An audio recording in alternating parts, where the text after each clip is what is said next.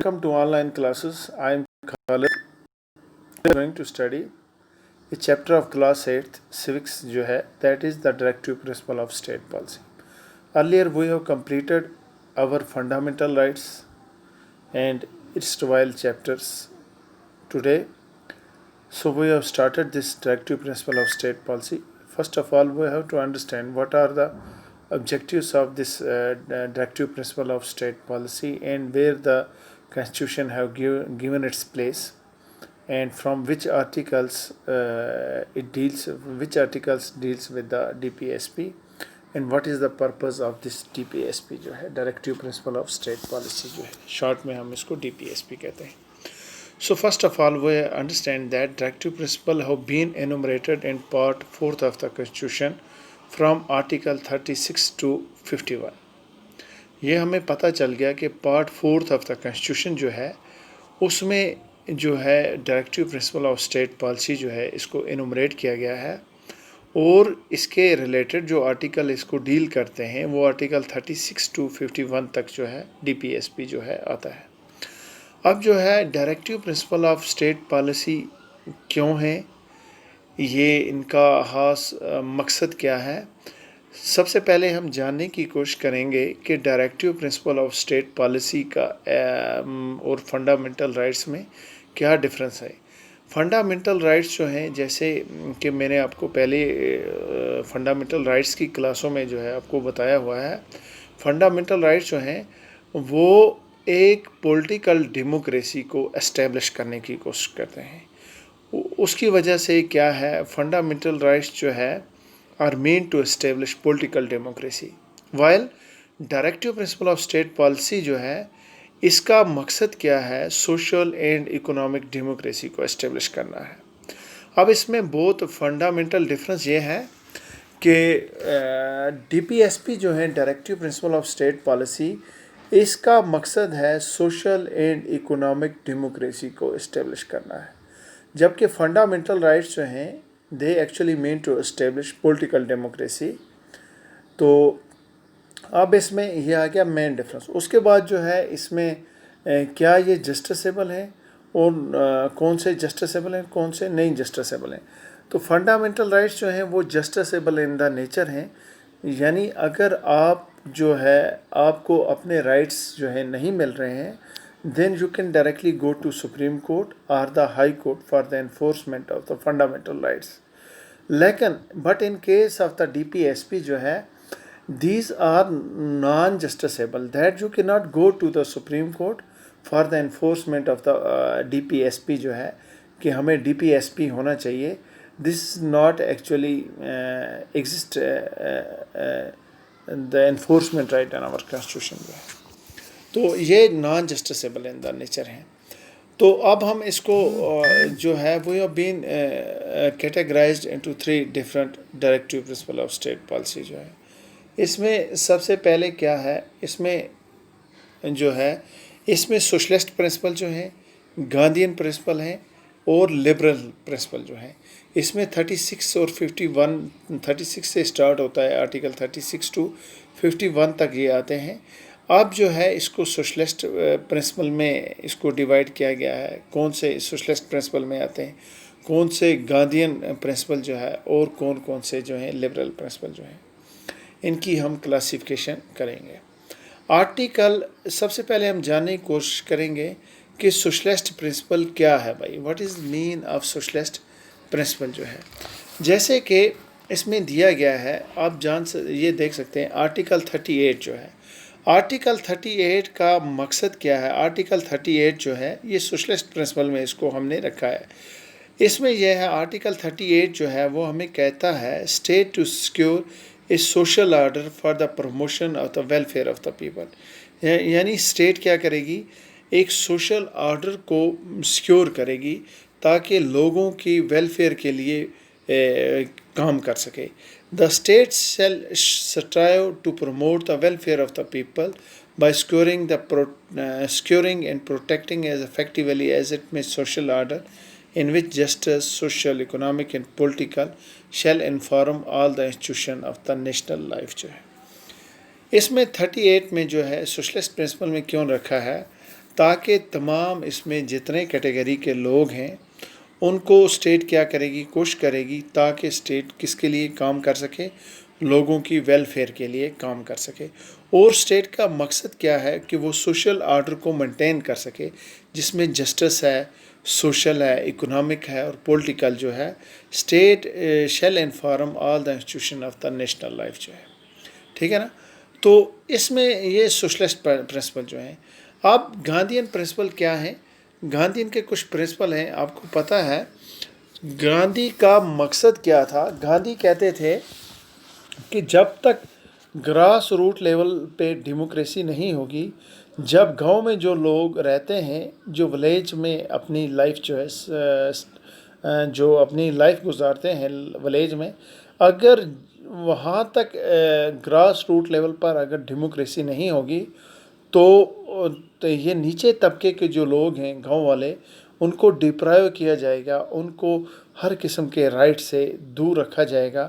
تو تب تک ڈیموکریسی کا کوئی خاص مقصد نہیں ہے. یہ گاندھین کے کچھ اصول تھے، اس کی وجہ سے گاندھین پرنسپل ہیں، اسی لیے ان کو گاندھین کا یہ نام دیا. یہ گاندھی نے جو ہے جو موہن داس کرم چند گاندھی جو تھے، تو ہمارے نیشنل ہیروز جو تھے، لیڈر جو تھے، تو جن کا سب سے بڑا کنٹریبیوشن ہے انڈیا کو جو ہے برٹن سے فریڈم کے لیے جو ہے سب سے امپورٹنٹ رول انہوں نے پلے کیا ہوا ہے.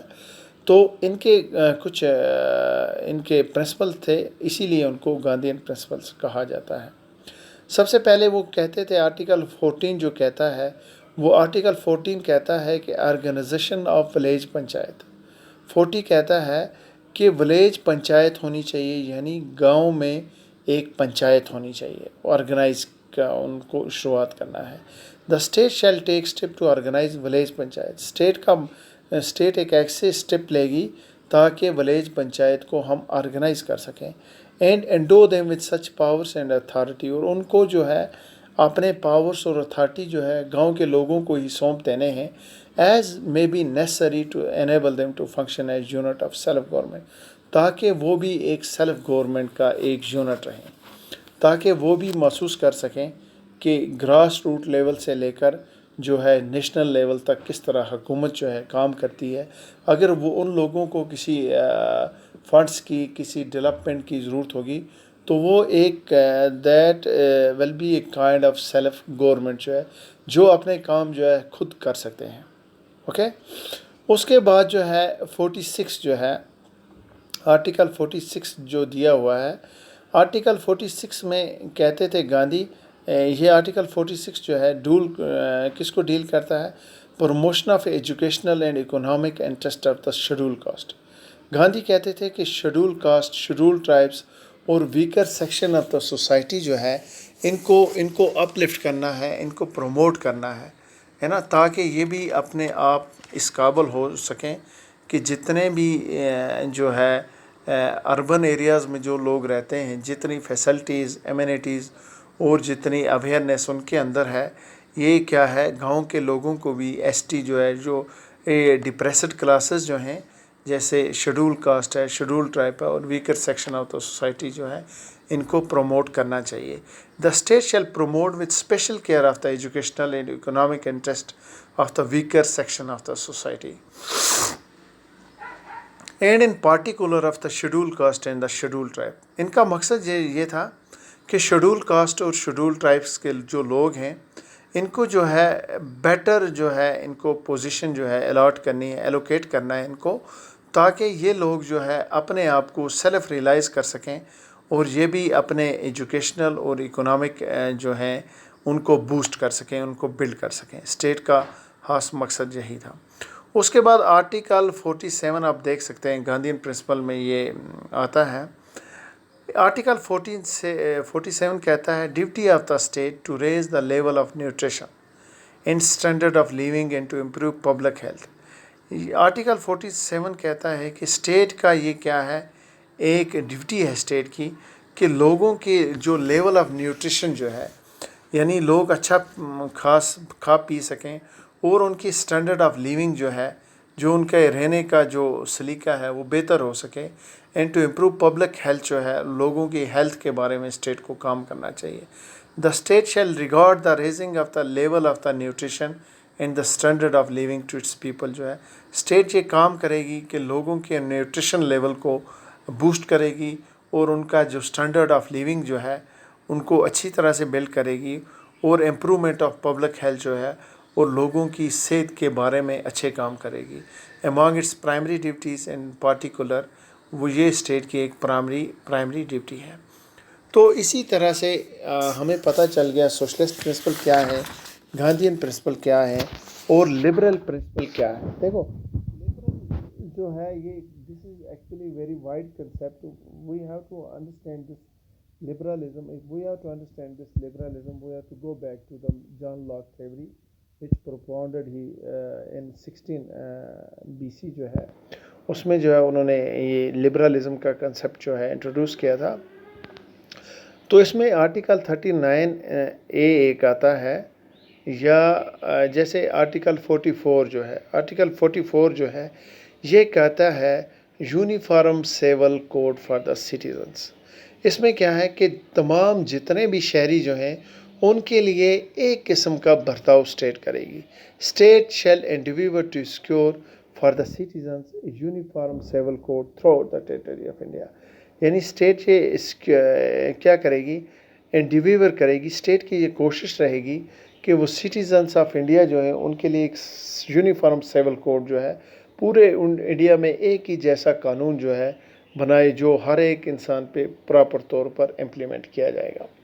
اس کے بعد آرٹیکل 50 جو ہے, یہ آرٹیکل 15 جو ہے یہ کہتا ہے کہ separation of judiciary from executive جو ہے.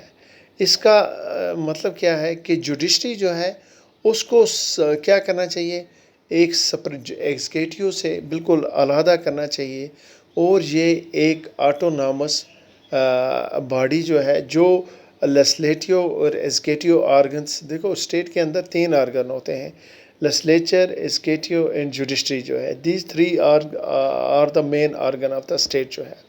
انہی کے تحت اکارڈنگ ٹو دیز 3 آرگن جو ہے اسٹیٹ جو ہے فنکشن کرتی ہے. وداؤٹ دیز اگر ایک جو ہے, اگر اس طرح سے یہ ایکچولی یہ دس کنسیپٹ واز ایکچولی پروپاؤنڈڈ بائی منٹسکیو ایک جو تھا, ایک اس نے یہ بنایا تھا, یہ اس نے سپریشن آف پاور جو ہے یہ کنسیپٹ انٹروڈیوس کیا تھا. اس نے کہا کہ اگر ہم یہ پاور جو ہے سپریٹ نہیں کریں گے تو ہر ایک جو ہے لیسلیچر جو ہے وہ اوور لیپ ایگزیکٹو پہ کرے گا, ایگزیکٹو جو ہے جوڈیشری پہ کرے گا, تو اسٹیٹ جو ہے پراپرلی فنکشن نہیں کر سکتی ہے. تو انہوں نے کیا کیا, یہ سپریشن آف پاور جو ہے انہوں نے انٹروڈیوس کیا ہے, جس میں لیسلیچر, ایگزیکٹو اینڈ جوڈیشری جو ہے all of them have given very separate and allocated function to in a very personal domain جو ہے. جیسے لیسلیٹو جو ہے وہ اپنے ہی ڈومین میں کام کر سکتی ہے, ایگزیکٹو جو ہے اس کو لیسلیچر کا کام کیا ہے, قانون بنانا. اس کے بعد جو ہے ایگزیکٹو کا کام کیا ہے, اس کو امپلیمنٹ کرنا, ایکسرسائز کرنا اس کے پاورز کو, اس کے قانون کو جو لیسلیچر نے بنائے ہوئے ہیں. اور جوڈیشری کا کام کیا ہے, جوڈیشری کا کام ہے اس کو ایک دیکھنا, اس کے اوپر کیا کرنا, اپنا ایک جوڈیشل پروسیس جو ہے مینٹین کر کے رکھنا کہ کیا اسٹیٹ جو ہے یہ آربیٹریری رول تو نہیں کر رہی ہے لوگوں کو, ہے نا, کیا یہ مطلب لوگوں کو پریشان تو نہیں کر رہی ہے, کیا اسٹیٹ جو ہے یہ ایگزیکٹو جو ہے یہ پراپرلی قانون کے مطابق کام کر رہے ہیں کہ نہیں ہے. یہ بڑا ایک transparent system of the government ہے, according to which all of these organ جو ہے function in a very transparent and better way جو ہے for the welfare of the people. So اس میں جو ہے پھر اس آرٹیکل 51A میں اب 51 میں دیکھ سکتے ہیں. 51 آرٹیکل 51 جو ہے کہتا ہے promotion of international peace and security جو ہے. یعنی آرٹیکل 51 کہتا ہے کہ انٹرنیشنل پیس اینڈ سیکیورٹی جو ہے اس کو پروموٹ کرنا چاہیے, تاکہ بین الاقوامی انٹرنیشنل لیول پہ جو ہے India, Pakistan China and all other neighbouring countries जितने भी हैं, उनके अंदर जो है एक नेशनल पीस और सिक्योरिटी जो है मेंटेन करना है. State shall Endeavour to promote international piece and security. State का मकसद क्या है? वो कोशिश करेगी कि एक बैनुल-अक़वामी सतह पर जो है पीस और सिक्योरिटी रहे. Maintain just and honourable relation between nation जो है इसके अंदर रहे. उसके बाद जो है encourage settlement of international dispute bye arbitration. जो है जितने भी जो है अगर किसी में आर्बिट्रेशन जो है तज़ाद जो है डिस्प्यूट जो है, तो वो आर्बिट्रेशन की वजह से जो है दूर किए जा सकते हैं. तो जिस तरह से पिछली बार इंडिया और चाइना के हालात थोड़े बिगड़ गए थे, स्टैंड ऑफ था, तो ऑफ़र किसने किया था? ट्रंप ने किया था कि मैं आपका एक आर्बिट्रेशन रहूँगा ताकि मैं आपके बीच में एक एडजुडिकेटर की तरह काम करूँगा और आपके जितने इंटरनेशनल डिस्प्यूट्स और सेटलमेंट जो है इंटरनेशनल डिस्प्यूट्स हैं उनको सेटलमेंट करने की कोशिश करूँगा. अब हम जाते हैं कि what is the main motive behind the directive principle of state policy. इसका थोड़ा एक्स्ट्रा बिट जो है हम इसकी बैकग्राउंड नॉलेज को अंडरस्टैंड करेंगे कि क्या वजह है ये directive principle of state policy कैसे आगे, तो इसको हम थोड़ा अंडरस्टैंड करने की कोशिश करेंगे. सबसे पहले the roots of the directive principle of state policy में be traced back to the 1931 Karachi resolution. जो है सबसे पहले 1931 में कराची रेजोल्यूशन हुआ था. तो or further and to the two streams of socialist or nationalist sentiments in India that had been flowing ever faster since the late 20s. Socialist और national sentiment जो इंडिया के जो थे, जो बड़ी तेज़ी से फ्लो कर रहे थे लास्ट लेट 20s में, ठीक है ना. It is not unreasonable to conjecture also that the placing on the government of a major responsibility for the welfare of the mass of Indians had an even deeper grounding in the Indian history. Under the Mughal rule or the British Raj, जब Mughal rule या British राज जो था, the masses had generally speaking looked at